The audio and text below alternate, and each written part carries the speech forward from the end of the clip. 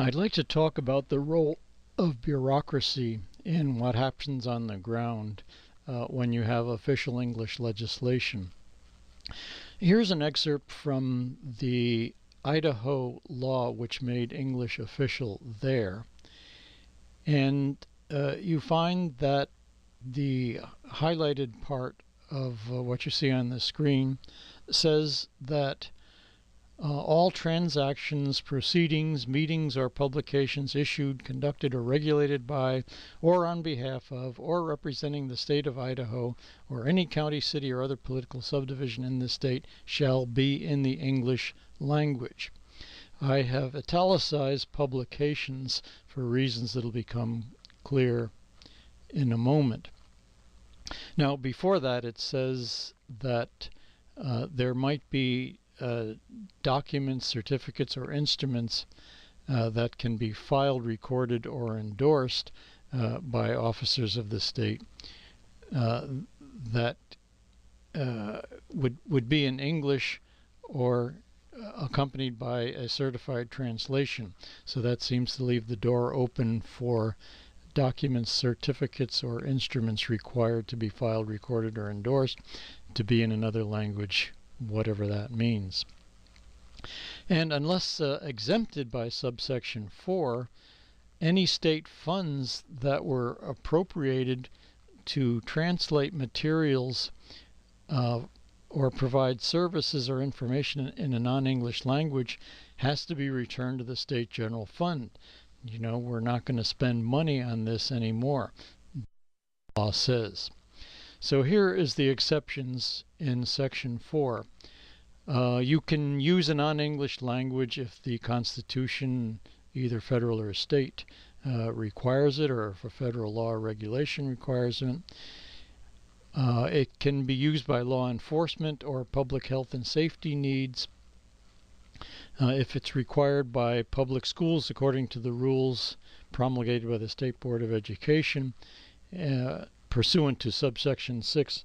I don't have subsection 6 here, but I suppose that limits the use of non-English language in public schools to teaching those languages.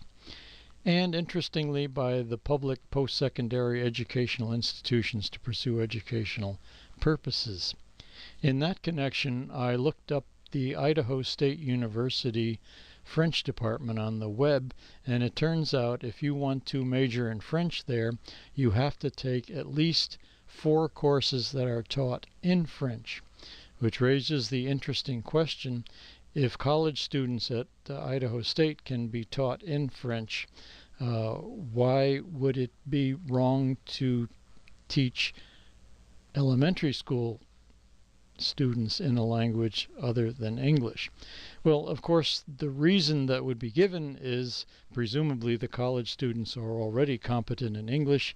The elementary students might not be, and the best way to get them competent is to just immerse them in English. And the reason why you want them to be immersed in English is so that they learn English and therefore do not continue throughout their lives knowing only a non-English language and not English. Well, as we've seen, that's not really a danger. First of all, kids in elementary school ages will pick up English very fast, and we know from census data that a majority of people, even if they come from homes that speak a language other than English, will also speak English very well. And if you add those who say they speak English well to that, it becomes an even bigger majority. Furthermore, by the time you get to the second generation, virtually everybody speaks English. They may also speak the heritage language, and by the third generation, they have most likely lost the heritage language. So it's not an issue of people being able to understand English, not really. The real reason is the elementary school children who are coming to school without a lot of competence in English are seen as not really being fully American, or not really being part of the nation or of the community. The college students at Idaho State, there's no question about their belonging to the country, being Americans and being members of their communities. So it's okay to make them become fluent in French and to take courses taught in French. We're going to come back to that, but it seems clear to me the real issue is not what people can understand because of the languages they know, but how they are perceived as belonging to the American nation and to their local communities. So the question that I would pose for you is, does the driver's license test manual come under public health and safety needs? In other words, is that exception covered by Section 4, Part B? And I don't know what you will think, but here is the answer. I just checked on this the other day on the Department of Motor Vehicles of the state of Idaho website, and you can view there a driver's test preparation manual in Spanish. So what the point I'd like to make with regard to this is, regardless of the intentions of the legislators who drew up the law that made English official in Idaho, and I don't know, but I suspect they would not be happy to see that the DMV issues a manual de choferes, what actually happens on the ground is determined by the bureaucracy, in this case the DMV of the state of Idaho. They have decided that they are in compliance with the law if they produce this manual, at least online. I don't know if there are any print versions. Maybe print versions, since that would cost more money, would not be allowed. But in any case, there it is. If you are in Idaho and you want to take the driver's test and you speak Spanish, you can get a manual to help you prepare in the Spanish language, in spite of the fact that Idaho is the official language of government in that state. Rather, English is the official language of government in Idaho. Now here's the Kansas state official English law, and it includes what I've highlighted here. No state agency is required to provide anything written in a language other than English, but it doesn't say they're not permitted to. Nothing shall prohibit state agencies from publishing things in languages other than English, as long as there is a document or record in English as well. So it seems to me clearer in Kansas than in Idaho that you could, without violating the law, produce a driver's license manual in a language other than English, as long as there was one in English, which I'm sure there's no question that there are also driver's license manuals in English.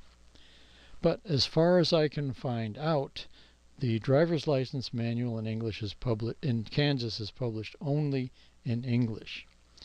So this means that it's not so much what the law says, but what the bureaucracy decides to do that will affect what's available and what happens on the ground.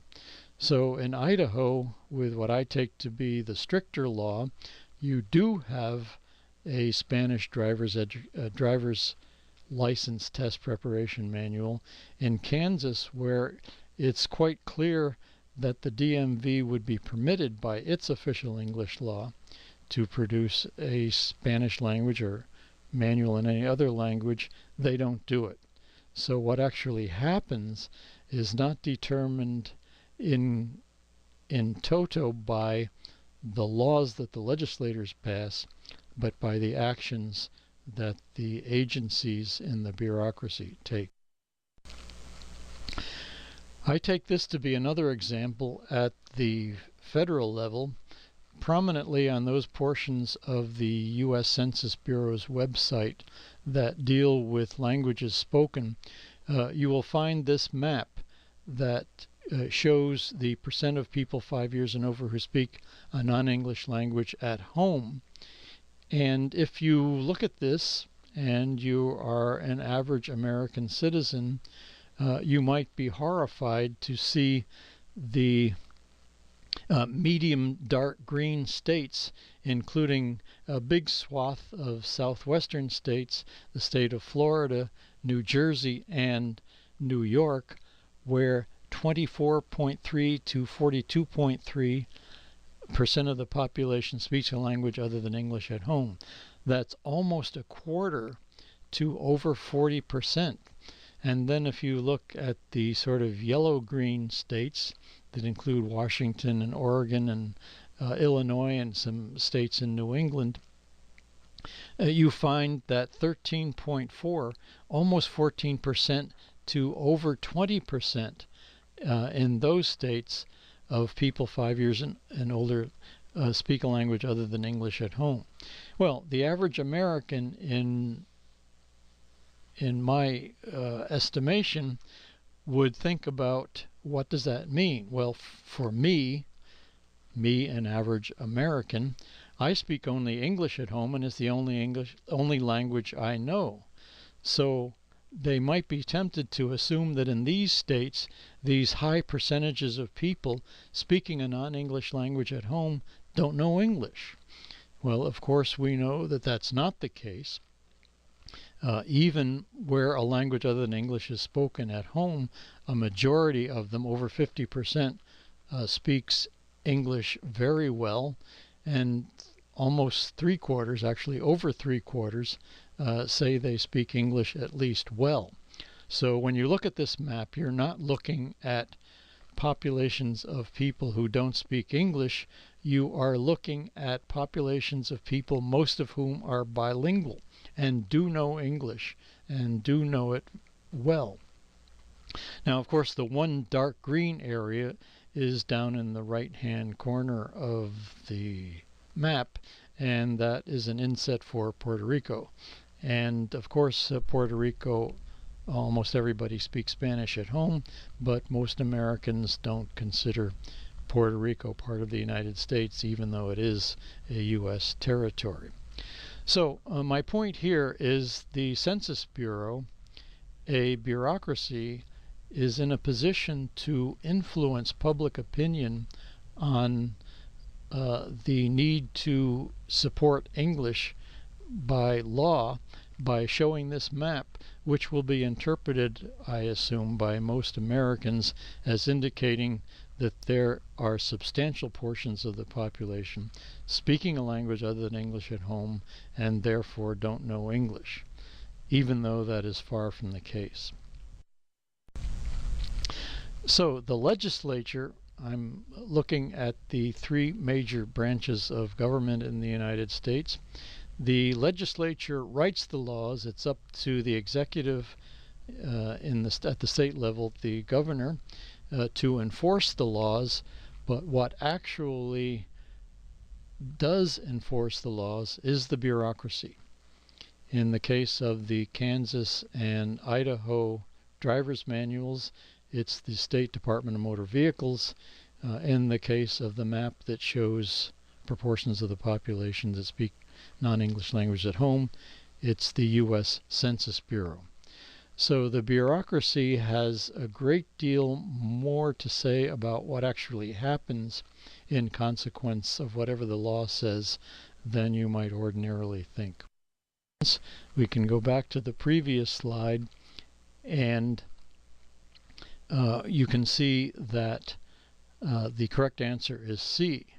Meyer says that the state cannot prevent parents from having their children taught in a non-English language. Lau says that the state must provide help for children who do not speak English. Now, in the Lau decision, the court did not stipulate that bilingual education had to be given as the remedy. it left compliance to the executive branch. I remember this. I was 33 years old at the time, so I remember the discussion in the newspapers of this. The court took the position, hey, we're not educators. We don't know what you have to do to meet the needs of these kids who don't speak English. The educators should decide this, that is, people in charge of education. So it didn't say what you had to do, it just said you had to do something. So at the time, the Federal Office of Civil Rights found that bilingual education was the most effective remedy to the problem that the Lau decision dealt with, and it put pressure on local school systems to use bilingual education to take care of kids who didn't speak English. Notice that this is another instance of the power of the bureaucracy.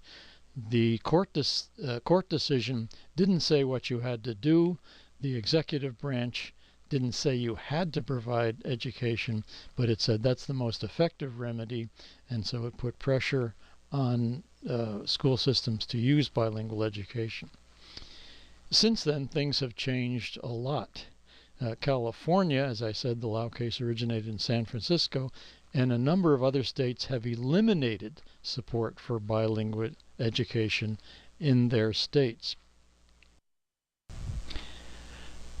So the 1973 guidelines that the Office of Civil Rights issued are no longer in force because there have been so many changes in administration. So this illustrates a limitation of bureaucratic power, because what the bureaucracy does, or what the agency does, depends on who's in charge, and who's in charge can change over time.